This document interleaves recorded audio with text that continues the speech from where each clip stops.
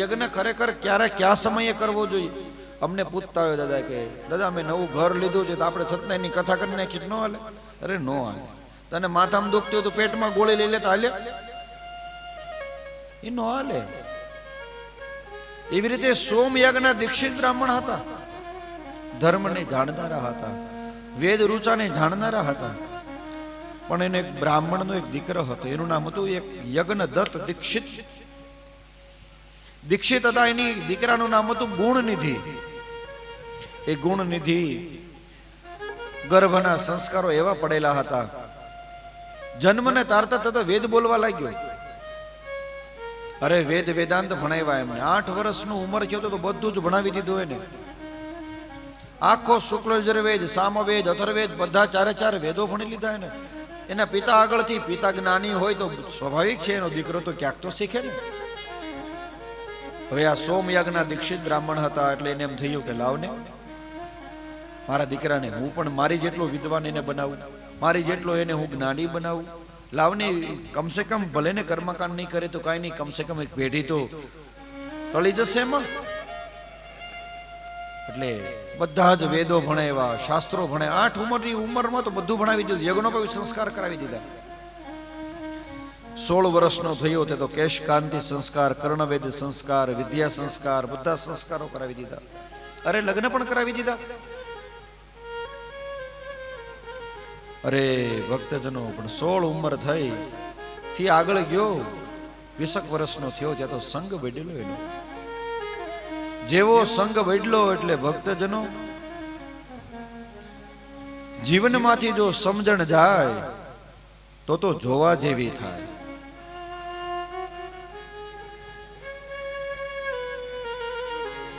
જીવનમાંથી સમજણ વહી ગઈ એટલે વાત થઈ ગઈ પૂરી. પછી તમે ભલે ને ગમે એટલા વિદ્વાન હો, તમે જ્ઞાની હો, બધું હો, પણ સમજણ ગઈ એટલે વાત થઈ પૂરી.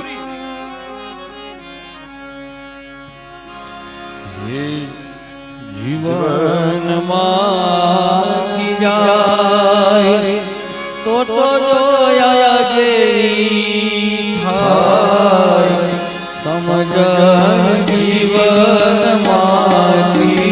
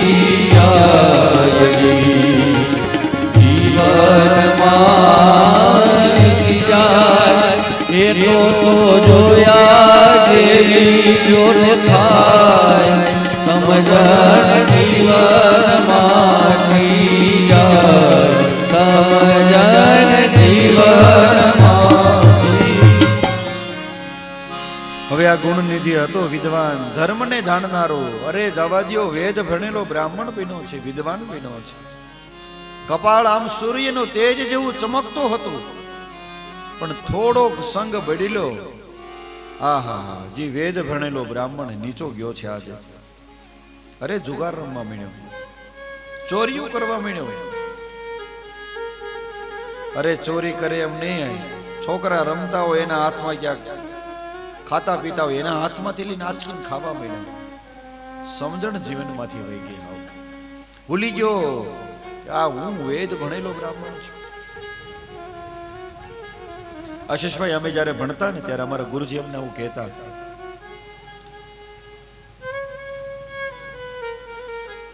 ગુરુજી અમારે આપણે એટલું બધું 4 વાગે જાગવાનું, એટલા તપ કરવાના, પૂજા પાઠ કરવાના, આ કરવાના. ત્યારે અમને એવું કહેતા ગુરુજી કે દીકરા આપણે વેદ ભણીએ છીએ, વેદ ભણ્યા પછી જેવું તેવું આચરણ આપણું ન હોવું જોઈએ. સમાજ તમારી આગળથી ક્યાંક શીખે છે. હું અહીંથી આ માવો ચોળતો એ થોડો સારો લાગે, તો મને પગે કોણ લાગે બાબા? મારા આચરણથી મને કોઈ પગે લાગતો હોય. હું અહીંથી સિગરેટ પીતો હોઉં, ન ખાવાની વસ્તુ ખાતો હોઉં, તો હું અહીં વ્યાસપીઠ ઉપર થોડો શોભું. અહીંયાથી મારે શોભાવવું હોય ને ભક્તજનો, તો પેલા આચરણથી મારે શુદ્ધ બનવું પડે. આચરણ તો મહાન છે. આપણા કૃષ્ણ અને રામના પૂજીએ છીએ શા માટે? એનું આચરણ. કૃષ્ણનું આચરણ તો તમે જુઓ, મારા મહાદેવનું આચરણ તો તમે જુઓ, અરે માં ભગવતી જગદંબાના આચરણ તો તમે જુઓ. એના ગુણોથી તમે પૂજી શકો. હવે આનું નામ હતું ગુણનિધિ, પણ એવા ગુણ ન હતા. ગુણોનું જે વર્ધન કરે છે, ગુણને જીવનમાં લાવે છે, સદગુણને, પણ એવા સદગુણ એનામાં હતા નહીં. જુગાર રમે છે. એક વખત તો બન્યું એવું, માને ખબર પડી ગઈ કે આ દીકરો હવે ઘરમાં ચોરી કરે છે, ઘરની અંદર બહાર જઈને જુગાર રમે છે, સંધ્યા કરતો બંધ થઈ ગયો છે, ગાયત્રી કરતો બંધ થઈ ગયો છે. મેં તો ઘણી વખત કીધું છે માતાઓ કથાઓમાંથી, પણ તમારું બાળક તમને એમ લાગે કે મારો દીકરો સેજ ટ્રેક ઉપરથી નીચે ઉતર્યો છે, તો ભક્તજનો ક્યારે એને છુપાવશો માં. એના પિતાને કહો, એને દાદાને કહો કે બધો દીકરો આજે આવું કામ કરીને આવ્યો છે, ક્યારે ન કરશો વાલા. અમે જ્યારે ભણતા ત્યારે ગુરુજી અમારાથી જે બાળપણ છે, ભૂલ કરીએ સ્વાભાવિક છે, એ ભૂલ ન કરે તો આપણે થોડા કરવા, આપણે એ જ કરવાના છે. પણ એ ભૂલને ક્યારેય દબાવશો માં. યોગ્ય શિક્ષા એને શિક્ષિત કરવો જ પડે. તમારે મારવાની વાત નથી કરી, શિક્ષિત કરવાની છે. અમે ગઈકાલે એની કથાપતિ એક જગ્યા અમે ગયા હતા બેસવા માટે. ત્યાં અમે અડધી પોણી કલાક બેઠા, ત્યારે મેં એક ચોપાઈ કીધી હતી. એ ચોપાઈમાં એવું લખેલું છે, ઢોલ ગવાર પશુ શુદ્ર નારી એ સબ તાડન કે અધિકારી. આવી અમારે ચર્ચા થઈ નહીં. ઢોલ ગવાર પશુ શુદ્ર નારીને મારો તો બરાબર હાલે. અરે હાચીને ક્યાં ઘરે જઈને મારવા થોડું મનાય ને કાંઈ. પણ એ સાચો અર્થ નથી, ઊંડાણનો અર્થ છે. આ લોકો તબલા વગાડતા હોય તો ઢોલ છે, ગવાર, ઢોલને બરાબર આમ મારો તો જ મીઠું વાગે, પણ એને મેળવવું પડે બરાબર. આના બરાબર મેળો તો તાલમાંથી મધુરતા વાળું વાગે, મીઠાશ વાળું વાગે. અરે વાત્સલ્ય કરવાનું છે ને, પ્રેમ કરવાનું છે. પશુને મારો તો તમને મારે જ મારે દે, ક્યાંક કમર બમર ભાગી જાય. આપણે એક તો પશુ તો છે, એને વાત્સલ્યની જરૂર પડે. એમ નારી પણ છે ને ભક્તજનો, નારી એટલે મહિલા માતાઓ, એને વાત્સલ્યની જરૂર છે. એને સંપદા એની જરૂર નથી. નારીઓને ખાલી વાત્સલ્ય આપો, એને પ્રેમ આપો ને, ત્યાં તો ઇનફ છે. આવા ઊંડાણના અર્થોની જરૂર છે. એને વાત્સલ્ય કરો બસ. આવી રીતે આ ગુણનિધિ બગડ્યો તો, પણ એની માએ એના પિતાને ન કીધું કે આ છોકરો બગડ્યો છો, જાન જોજો, થોડું કહેજો. તમે ક્યાં કીધું નહીં. ચોરી કરે ઘરની અંદર. હવે તો ઘરમાં એક વખત સોનાની વીંટી હતી, વેચે એવું. અરે જવા દ્યો, ન ખાવાની વસ્તુ ખાવા માંડ્યો, ન પીવાની વસ્તુ પીવા માંડ્યો, એટલો બધો નીચે વયો ગયો. સ્માર્ત ઉચ્ચાર જે હતા બધા, જે નિયમો રાખવા જોઈએ, સોચ જઈને હાથ ધોવા જોઈએ, હાથ પણ ન ધોવા, હસ્તો પ્રક્ષાલન ન કરાય, યજ્ઞોપવેતનું કેટલું ધ્યાન રાખવું જોઈએ, ન રાખે. શિખા સૂત્રનું ધ્યાન રાખવું જોઈએ, ન રાખે. બધા જ બ્રાહ્મણથી ભ્રષ્ટ બની ગયો આખો. અને ભ્રષ્ટ બની ગયા પછી એક વખત જાલી 39 વર્ષનો પૂર્ણ થવા આવી, ત્યારે એની માં ઉપદેશ આપે છે, બેટા તને ખબર છે તારા પિતા કોણ છે?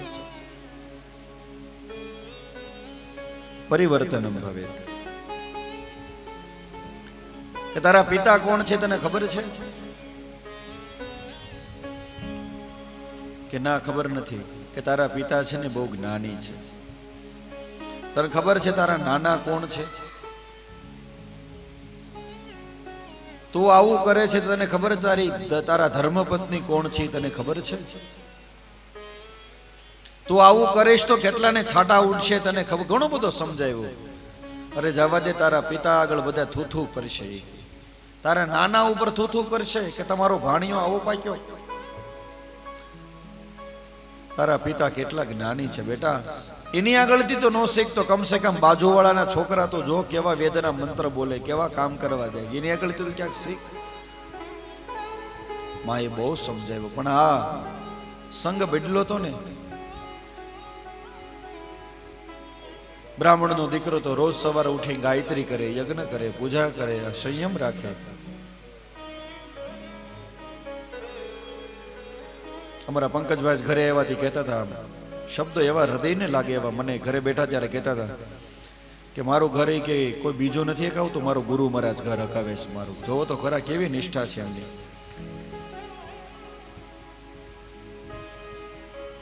કહેવાનો મતલબ મારો એ છે કે ભક્તજનો એનાથી નીચે આવ્યો સંસ્કારથી, બેટલો નહીં, બગડ્યો નહીં, અતિ બગડ્યો. થોડો ઘણો તો છોકરા તો તોફાન કરતા હોય, પણ બગડ્યો. હવે તો એક વખત એના પિતા હતા, એકવાર જ્વેલરીની દુકાને ગયા હતા. જ્વેલરીની દુકાન ગયા હતા, ત્યાં તો એક સુવર્ણથી ઘડી મુદ્રિકા જોઈ છે, અતિ સુંદર હતી. ખબર પડી કે આ તો મારે યજ્ઞમાં આવેલી છે, પણ અહીંયા ક્યાંથી? પૂછ્યું નમ્રતાપૂર્વક, ભાઈ આ વીંટી તમારી પાસે ક્યાંથી આવી, આ મુદ્રિકા?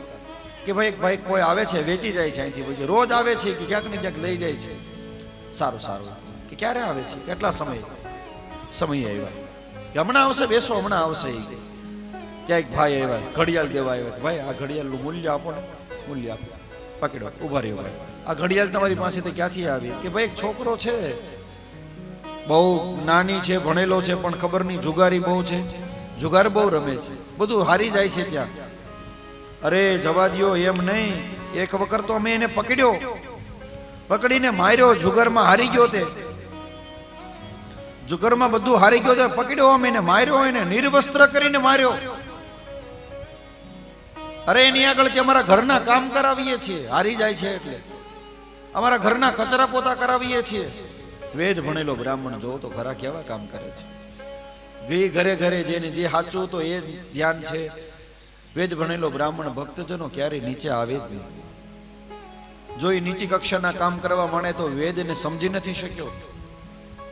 વેદ ભીણા પછી આવું ન કરાય.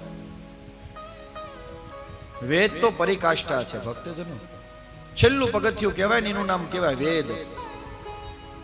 વેદ હૃદયમાં આવ્યા પછી આવા કામ થોડા કરવાના હોય.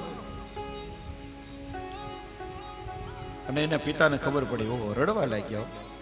ઘરે ગયા એટલે એના ધર્મપત્નીને કીધું, સાંભળો છો કે હા ઓલી મારી મુદ્રિકા આપો તો. કઈ મહારાજ?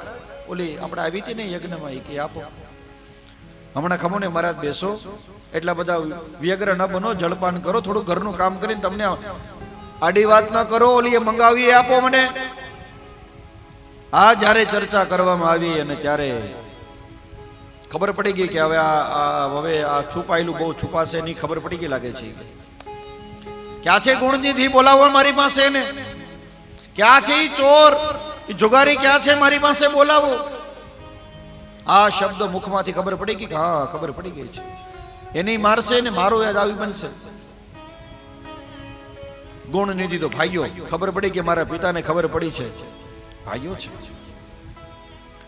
અને ભાગ્યો ને ભાગીને સીધો દીકરાનો ત્યાગ કરી દીધો. આવા દીકરા કરતા તો વાંઝારે એવું સારું.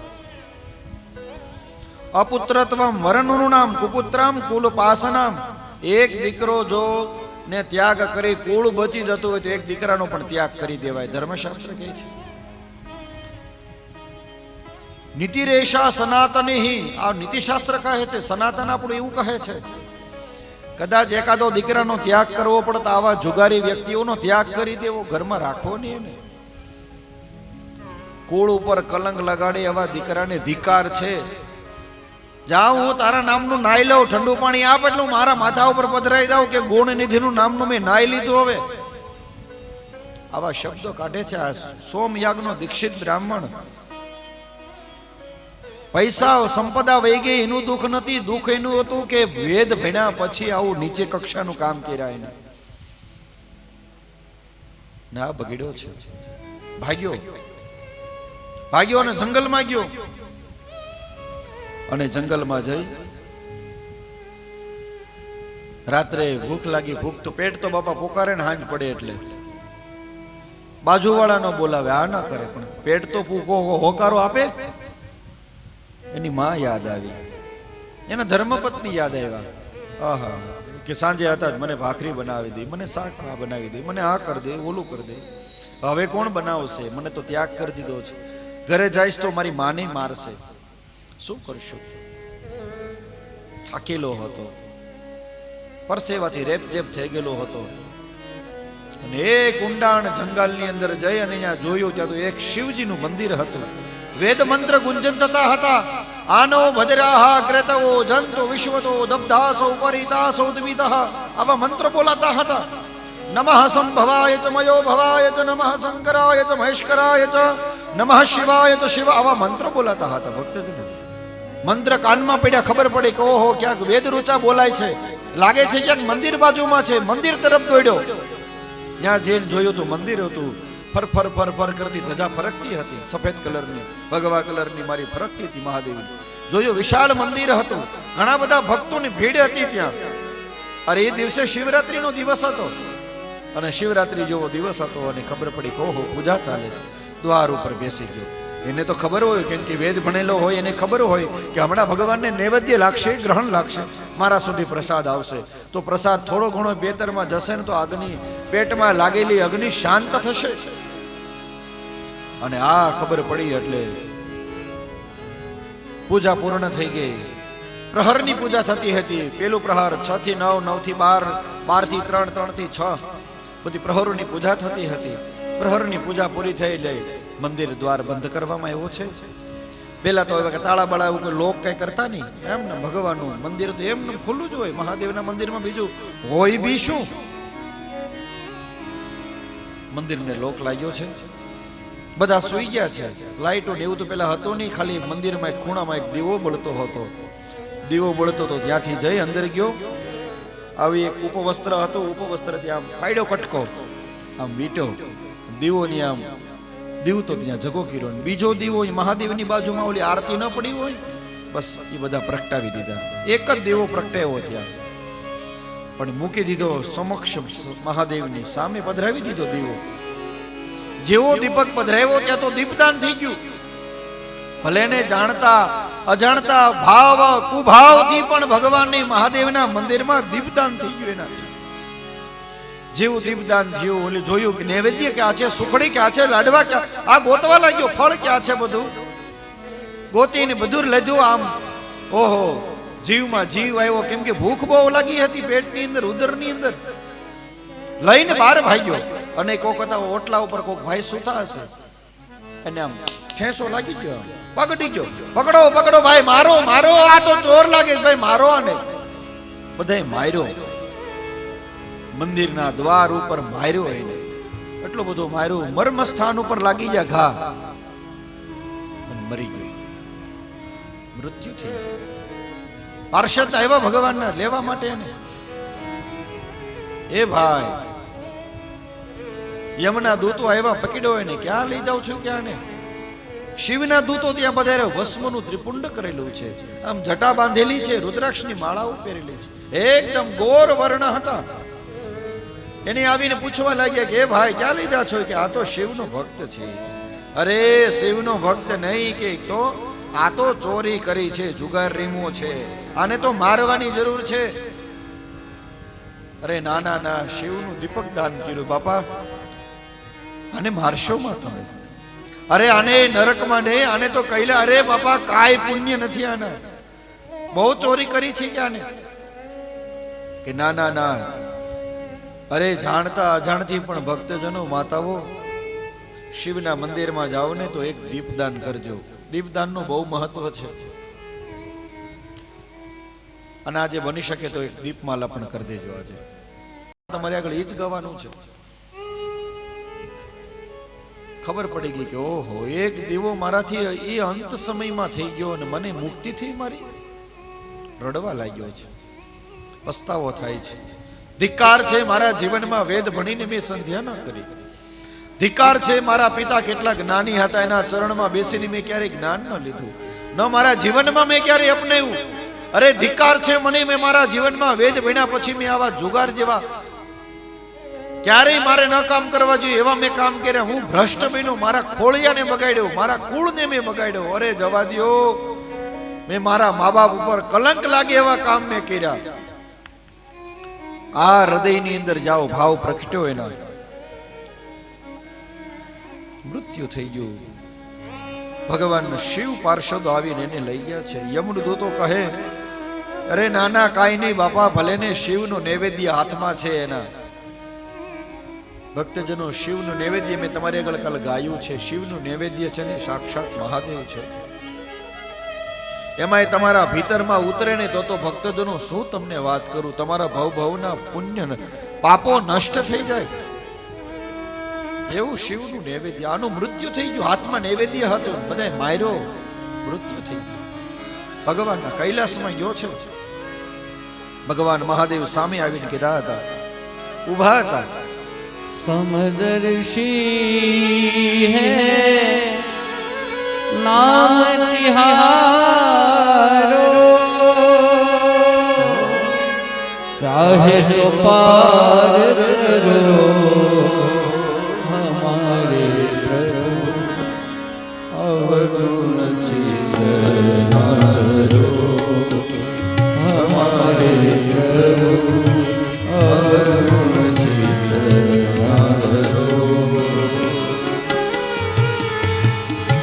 समदर्शी है नाम तिहारो,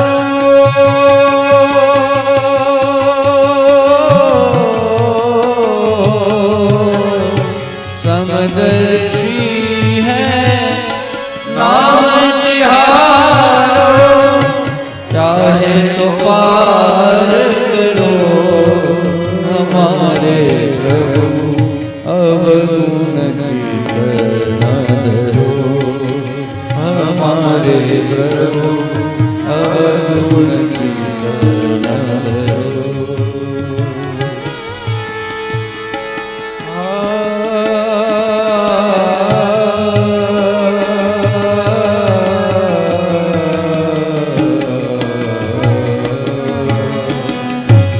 एक लोहा पूजा मेरा, एक घर बनी करो,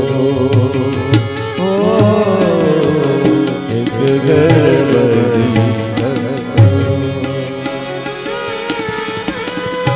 सो दुविधा पारस नहीं देखत,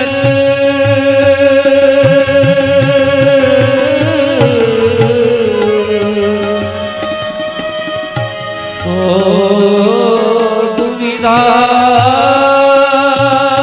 पारस नहीं देखत, कंचन करो हमारे प्रभु, अवगुण चितनारो हमारे प्रभु, अवगुण चितनारो. एक माया एक ब्रह्म कहावत, सूर श्याम जगरो,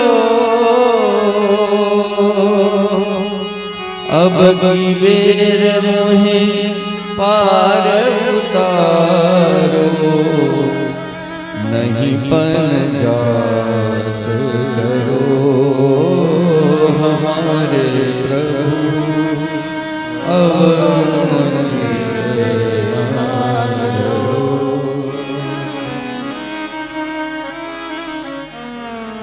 ભગવાનના પાર્ષદો હતા એ તો કૈલાસમાં જતા રહ્યો, પણ યમના દૂતો યમ મહારાજ આગળ ગયા કે ભગવાન આવું કેમ, એટલા બધા પાપ કર્મ કર્યા હતા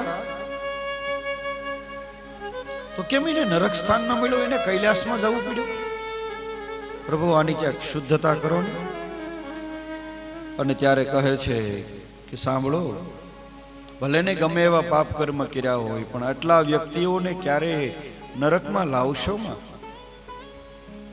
કે જેના શિવ વેશ તયા લોકે, જેનો શિવનો વેશ ધારણ કર્યો હોય. કાલે ઓલા અમારા નહોતા મહાદેવ બનીને આવ્યા, મેં કીધું તમારો હાથ મારા માથા ઉપર મૂકો જરાક, એને પ્રણામ કરવા પડે બાપા. કાલે બી આ આશીષભાઈ ને એમાં ધર્મપત્ની પણ બંને જણા એમને પગે લાગ્યા છે. તો એ તો એનો દીકરો છે, પણ એવું નહીં, વેશ કોનો ધારણ કર્યો છે? મહાદેવનો વેશ ધારણ કર્યો છે બાપા. એટલે એને નમવું પડે. અરે તમને એમ લાગે કોઈ મહાદેવ આયલો આવે છે, ભક્તજનો એને પ્રણામ કરે, એની મજાક મશ્કરી ન કરશો ક્યારે.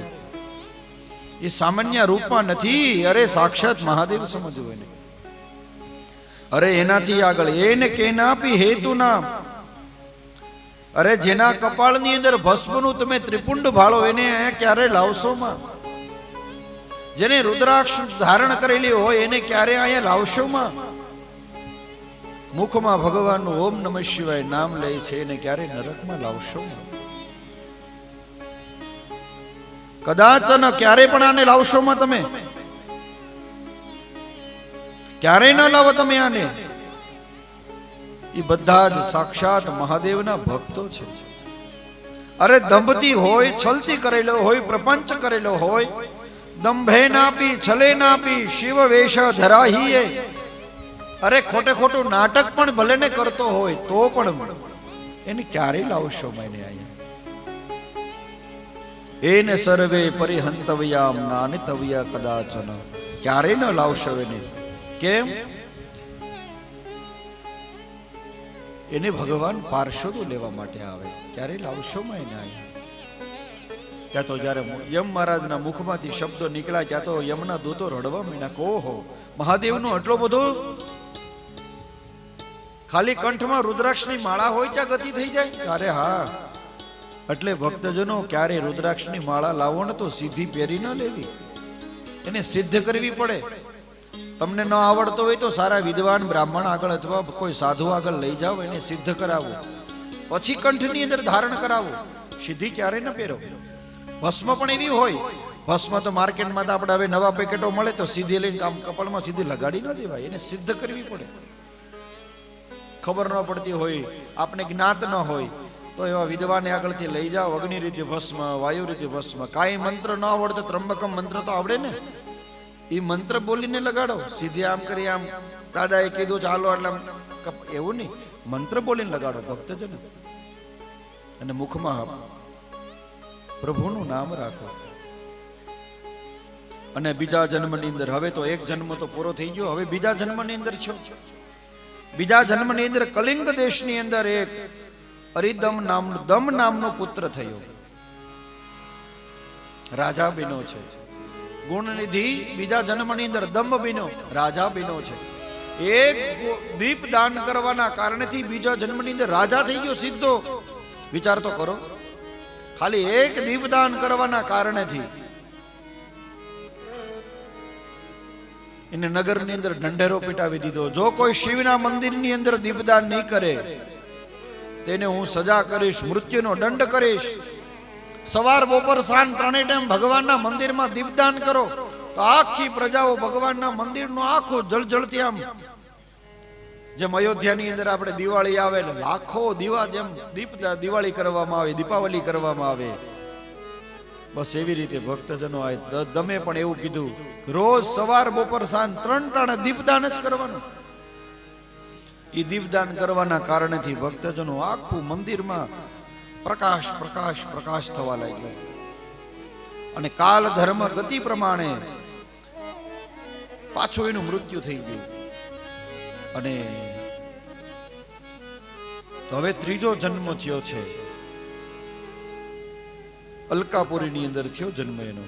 સ્વામીરાજ કુબેર જે બિના છે, હવે બે જન્મનું જ્ઞાન છે હવે એને, કે પેલા જન્મમાં હું ગુણનિધિ હતો, વેદ ભણ્યો તો, શાસ્ત્ર ભણ્યો તો, ઉપવેદ ભણ્યો તો, પણ મારું જીવનને મેં નષ્ટ કર્યું હતું. બીજા જન્મની અંદર દમ થયો મહાદેવનો, હવે મારે મારા મહાદેવની ભક્તિ કરવી છે. પદ્માસન વાળી દીધું છે. 3 ભાવનો જન્મનું પુણ્ય ભેગું કરવા માટે એ પુણ્ય ભેગું કરવા માટે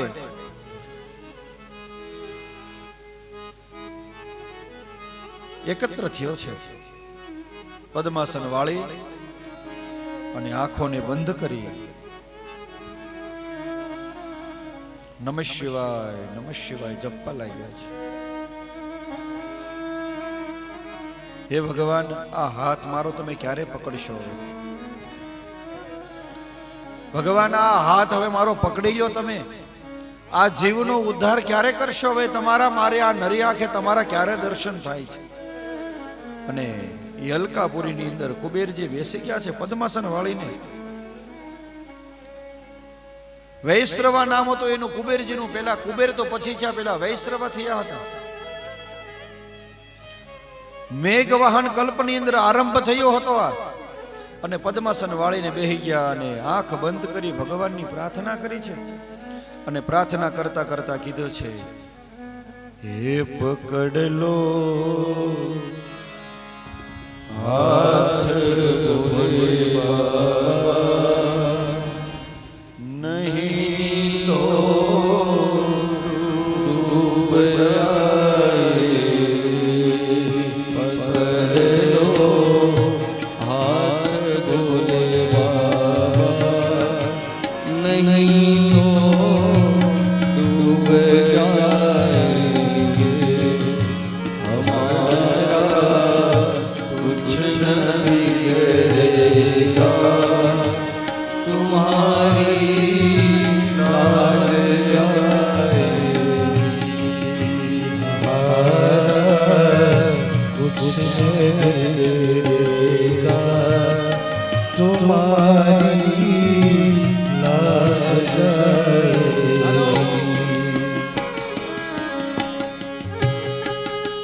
વૈશ્રવા કહે છે ભગવાનને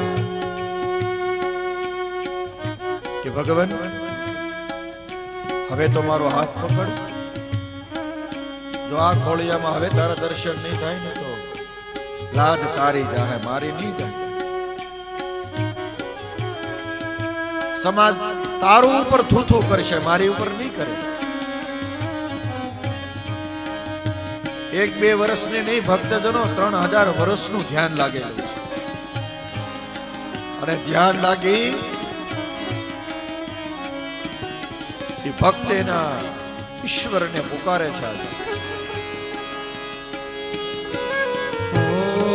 धरी है पाप की गठरी हमारे सिर पे भारी, धरी है पाप की गठरी हमारे सिर पे भारी, वचन पापों का है भारी, इसे कैसे उठाएंगे, वचन पापों का है भारी, इसे कैसे उठाएंगे, पकड़ लो हाथ बोले बाबा, नहीं तो डूब जाएंगे, हाथ बोला नहीं तो डूब जाएंगे।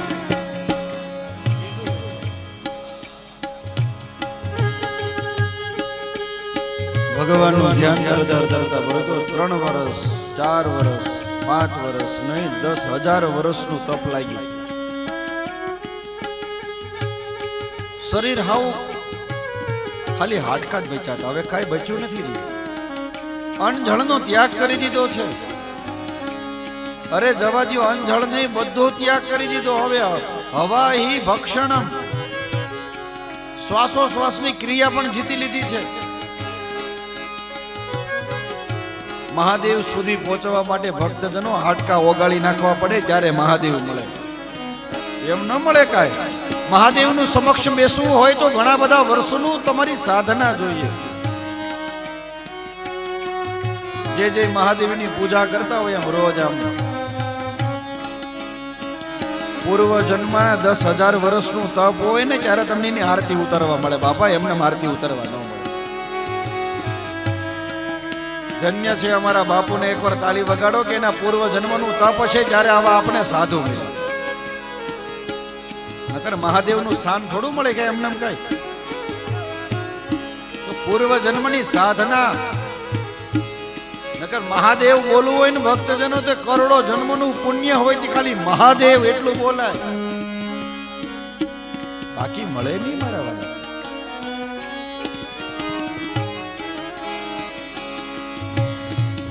हो फंसी है भंवर में खेवैया कोई नहीं मेरा, फंसी है भंवर में नैया खेवैया कोई नहीं मेरा, खेवैया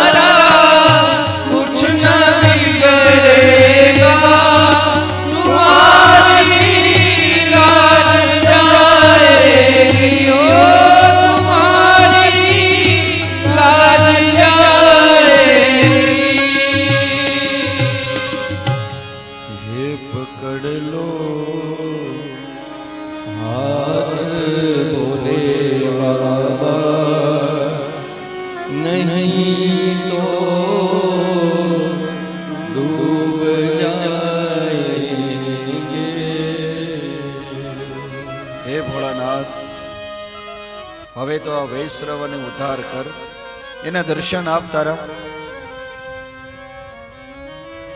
ને ભગવાન શિવ અને પાર્વતી બે એના સમક્ષ આવી પ્રગટ થઈ ગયા છે. હવે આને તો ખાલી ખોળિયામાં જીવ જ હતો, ખાલી બીજું કાંઈ હતું નહીં. 10,000 વર્ષ સુધીની ઉપર રાફડો જામી ગયો હતો, કશું શરીરમાં બાકી નહોતો રહ્યો.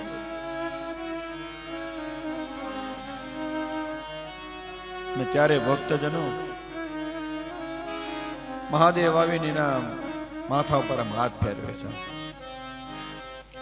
વાત્સલ્યનો જેવો હાથ ફેર્યો ને, પણ ધ્યાન એવું 10 વર્ષ 1000 વર્ષ સુધીનું લાગેલું હતું.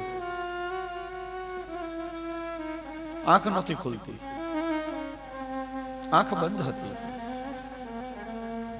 અને વૈશ્રવાને કહે છે કે હે દીકરા, આંખ ખોલ, તારી આંખ ખોલ, આંખ ખોલ. પણ ભક્તજનો આ શરીરને ચલાવવા માટે અન્નની જરૂર પડે, ગાડીને ચલાવવા માટે ડીઝલ અથવા પેટ્રોલની જરૂર પડે તોય ચાલે. આવા 1-2 વર્ષ કે 5-10 વર્ષની થોડી વાત હતી, 10,000 વર્ષની સાધના હતી. અમારા ગુરુ મહારાજને પણ હિમાલયની અંદર જ્યારે સાધના કરવા માટે ગયા ને ભક્તજનો, પદ્માસન વાળીને બેઠા હતા અને ત્યારે એને અંગૂઠાની અંદર જીવડું કવડી ગયું. અંગૂઠામાંથી બ્લડ નીકળી ગયું હતું, ખબર ન રહી. એ તો જ્યારે સાધના પૂરી થઈ, સાક્ષાત્કાર થઈ ગયો ભગવાનનો, પછી ખબર પડી કે ઓહો, અંગૂઠામાં તો લાગેલું છે, મને ખોતરેલું છે કોકે. એમ તમે કથામાં પણ જો બેઠા હો, તમારો સમય ક્યાં જતો રહી તમને ખબર ન પડે. સમય ક્યાં પસાર થઈ જાય ખબર ન પડે. કેમ? તમે રચા પૈચા છો એમાં, તમારું મન ન્યા લાગેલું છે. ધંધામાં કઈ કામ કરતા ઓહો મારી પાસે સમય નથી, પણ એવા રચા પૈચા, સાંજ ક્યાં પડી જાય ખબર ન પડે. લે સાંજ પડી ગઈ ખબર પણ ન પડી. એ માને 10,000 વર્ષ પૂર્ણ થઈ ગયા ખબર ન પડી. માતા પિતા શિવ અને ભવાની એવા છે, માતા પર હાથ ફેરવે છે, બેટો તારી આંખ ખોલ, આંખ ખોલ. આંખ તો ખુલી પણ સામે શિવ અને ભવાની ને બેને જોવે. બોલ બેટા, માંગ, તારે શું જોઈએ છે? કોઈ જવાબ જ નહીં. હે વૈશ્રવા, બોલ, તારે શું જોઈએ છે? શેની માટે તે સાધના કરી છે? કોઈ જવાબ નહીં, લેશ માત્ર જવાબ નહીં. બસ એમને નેરી આંખે ભગવાનને જોવે ખાલી. સાક્ષાત મહાદેવ ને ભવાની ઉભા છે ને જોવે ખાલી. અંદરો અંદર એવો વિચાર કરે ભીતરની અંદર કે આને કેટલા પુણ્ય કર્યા હશે કે શિવ ને ભવાનીની નજીક કેમ છે, એટલા બધા નજીક. આવો મનમાં વિચાર કરે છે. કેટલા બધા પુણ્ય કર્યા હશે કે ભવાનીએ કે એના શિવનું સાનિધ્ય મળ્યું એને. તન્મે મનઃ શિવ સંકલ્પમસ્તુ, કેવી રીતે મળ્યા હશે ને? ભવાની કે તારા ભગવાન તમારા ભક્તો બહુ ઓલા છે કે મારી સામે ક્યારનો જોવે છે કે જા તું મારી સામે જો, તારી ડાબી આંખ ફૂટી જાય. જાય કઈ ડાબી આંખ ફૂટી ગઈ તોય કઈ બોલે નહીં. અરે અરે દેવી શું કરો છો? કે કેમ? અરે આ તો તમારો પુત્ર જેવો છે, તમારો પુત્ર તુલ્ય સમાન છે. કે એવું વિચાર કરે છે કે તમે મારા નજીક કેટલા કેવા એવા પુણ્ય કર્યા કે તમે એના નજીક છો, મારી નજીક તમે છો. ઓહો, ભવાનીને દુઃખ થયું, મારો દીકરો આવો વિચાર કરતો તો મારા પ્રત્યે. બહુ ખોટું થઈ ગયું, ખોટું થઈ ગયું એમ કરીને માએ એના જેમ ઓલો માને દીકરો ખોળામાં બેસાડીને વાત્સલ્ય કરે એમ વાત્સલ્ય ભવાનીને કરવા લાગ્યા છે. અને કહે છે કે દીકરા જા, મારું તને વરદાન છે, આશીર્વાદ છે. આજ પછી તને વૈશ્રવા નામે તને નહીં ઓળખે, તને કુબેરના નામેથી તને ઓળખશે. એટલું નહીં, જા તને આખા બધા વિશ્વની સંપત્તિ તારા પાસે હશે. હું તને સંપત્તિનું સુખ તને આપું છું. અરે જવા દે, એનાથી આગળ મારી નિત્ય તારું સ્મરણ તને રહેશે. ક્યારે તને શિવ ભવાની તને ભૂલાશે નહીં, તને આશીર્વાદ આપું છું. હવે તો ક્યાંક બોલ. તોય કઈ બોલતો નથી. એટલા બધા આશીર્વાદ આપ્યા તોય કઈ બોલતો નથી. અને ભગવાન મહાદેવ કહે છે જા. એટલું નહીં, તું મારો મિત્ર છે, હું તને મિત્રની સમાન તને ગણું છું. અરે તું વૈશ્રવાની, તું કુબેર, તું મારો મિત્ર, તું મારો ભાઈબંધ, તું મારો સખા થઈ જા. જા હવે, જેમ મારી ભવાની મારી બાજુમાં બેસે છે એમ તું મારી બાજુમાં બેસે જા. હું તને પદ આપું. દેવે દત્તાય તુભ્યં વરાહસંતુ તથેવતે કુબેરો ભવનાત્મં મમ રૂપેશ્વયા.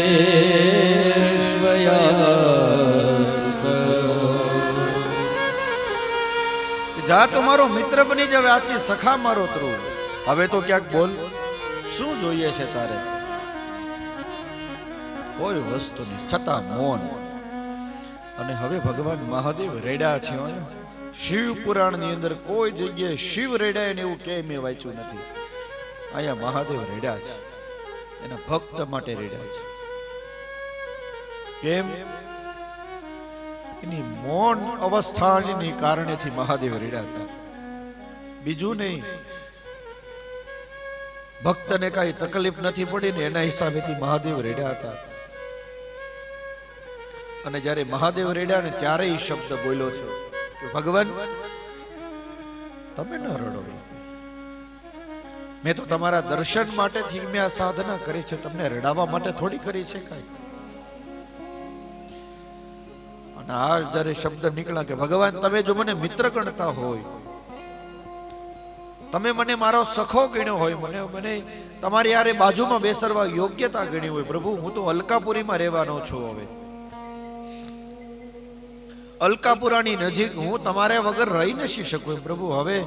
હવે આ રોમ રોમ નમઃ શિવાય મહાદેવ મહાદેવ જપે છે. હવે હું તમારી વગર રહી નહીં શકું. કે પ્રભુ મિત્રની ખાતર તમે કાશી છોડીને હવે કૈલાસ તમે પધારો. આ જ્યારે શબ્દ એને સાંભળ્યા, જા તથાસ્તુ. અને એ મહાદેવ મિત્રના ખાતર, મિત્ર ગીણ્યો એટલે કે મિત્ર એમ ન હોય ભક્તજનો, દુઃખમાં તો સુખમાં તો બધા હોય, પણ મિત્ર કોને ગણવું? શું દુઃખ આવે એને કે બેટા તું ભાઈ મૂંઝાતો નહીં હો, હું બેઠો છું, એને સાચો મિત્ર ગણવો, એને મિત્ર સમજવું. સુખમાં તો બધા આગળ આવે, દુઃખમાં આગળ આવે ને એને મિત્ર ગણવો. અને દેવી બોલ્યા છે અહીંયા, ધન્ય છે તને કુબેર, આ પ્રસિદ્ધિ તો મને નથી મળી, તને મળી. તારી સાધના ને ધન્ય છે. ઇતિ દત્વા વરા દેવો દેવા સહ મહેશ્વર ધનદારા વિશેષાય ધામ વે. મારો તને ભગવાન મહાદેવનું તને ધામ મળ્યું, ધન્ય છે કુબેર તને. તારા જેવા ભગવાનના ભક્તને ખાતર તો અમે જીવતા હોઈએ છીએ, ધન્ય છે તને. અને આજ મહાદેવ ઇત્થમ સખિત્વમ શ્રી શંભો પ્રાદેશ ધનદમ પરમ. બધી જ કાશીમાં નિત્ય નિવાસ મહાદેવનું આજે પણ છે, પણ આજ મિત્રના ખાતર આજ મારો મહાદેવ અલકયા નિકલ્યાશ્ચાપી કૈલાશ શંકરાલય. આજ મારો મહાદેવ પોતાની ગણોની સાથે દુંદુભયોના નાદ થઈ ગયા છે. અરે ઢોલ વાગ્યા છે, નગારા વાગ્યા છે, પુષ્પની વૃષ્ટિ થવા લાગી છે. અરે શંખ ધ્વનિ થયો છે, મૃદંગ વાગ્યું છે. અરે એક બે જણા નહીં, બે પાંચ જણા નહીં, ઘણા બધા વ્યક્તિઓ એની સાથે મહાદેવની સાથે ચાલ્યા છે.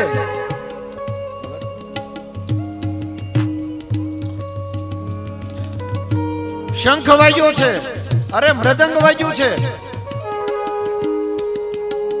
અરે બધા હાયલા કે મહાદેવ ક્યાં જાવ છો? અરે અમે અહીંયા નથી, કાશીમાં નથી રહેવાના. કે તો હાલો હાલો હવે કૈલાસ. જો મારા મહાદેવને મળવું હોય તો ભક્તજનો કે હવે કૈલાસમાં મળજો, અહીંયા નહીં. અરે ભગવાનના ગણો, આમાં તો એટલું બધું લિસ્ટ આપ્યું છે, કરોડોની સંખ્યામાં બધા દેવતાઓ નીકળ્યા. અરે કરોડોની સંખ્યામાં નહીં, અબજોપતિના સંખ્યામાં નીકળ્યા. ભગવાનના પાર્ષદો, ભૂત પ્રેત, ડાકીની શાકીની વેર વેતા નીકળ્યા બધા. કે બાબા બધા ક્યાં હલિયા જા નાખ્યા? કે બધી કૈલાસ તરફ જાય છે. કે હવે કે ભવાની હતા ગણેશ કાર્તિકી, આ બધા કે બધા નીકળ્યા છે. દેવતાઓ આકાશ માર્ગની ઉપર આવી ગયા છે. અરે આકાશ માર્ગની અંદર આવીને ભગવાન બ્રહ્મા ને વિષ્ણુ પણ આવ્યા છે. લક્ષ્મી નારાયણ બંને પધાર્યા છે. બ્રહ્મા ને સાવિત્રી આવ્યા છે. ઇન્દ્રાણી બધા આવ્યા છે. અરે બધા પોતપોતાનો રથો લઈ લઈને આવ્યા છે. કે મહાદેવ કઈ બાજુ ગમન થાય છે આપણું? એટલે બધી આવડી મોટી જાન લઈને કઈ બાજુ જાઓ? દેવતાઓને કહે છે કે હવે મારું કાશીમાં હું નિવાસ નહીં કરું, મારા મિત્રના ખાતર હું કૈલાસ ગમન કરું છું, પધારજો બધા તમે ત્યાં. અરે નારદ આવ્યા છે. નારદજી પૂછે ભગવાન કઈ બાજુ? કે કૈલાસ તરફ. હાલો હાલો તમે હાલો. અને બધાએ જય ઘોષ કર્યો છે. સભાની અંદર જેટલા વ્યક્તિઓ બેઠા પોતાના બધા બે હાથ ઊંચા કર્યા છે. નમઃ પાર્વતે પતયે હર હર મહાદેવ. ભક્તની ખાતર આજ મહાદેવ કૈલાસનું ગમન કર્યું છે. અને પછી બધાએ હાથ જોડી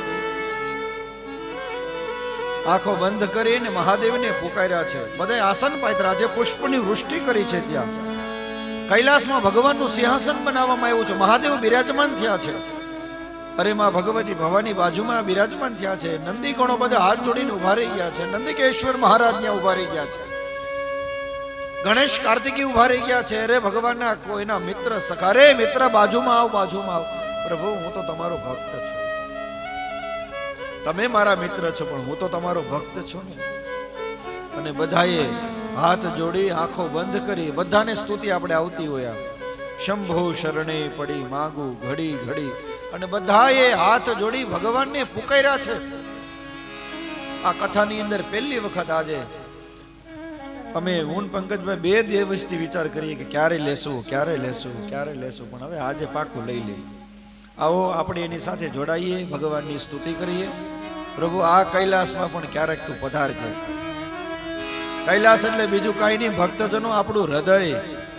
મહાદેવને પ્રાર્થના કરીએ, હે દાદા, જેમ ઓલા મિત્રની ખાતર તું કૈલાસ તારું ગમન થયું એમ, હે અમૃતેશ્વર દાદા, હે સોમનાથ દાદા, હૃદયમાં પણ તું પધારજે. એવો ભગવાનને ભાવ કરી પ્રાર્થના. તબે ભક્તોના ભય દયા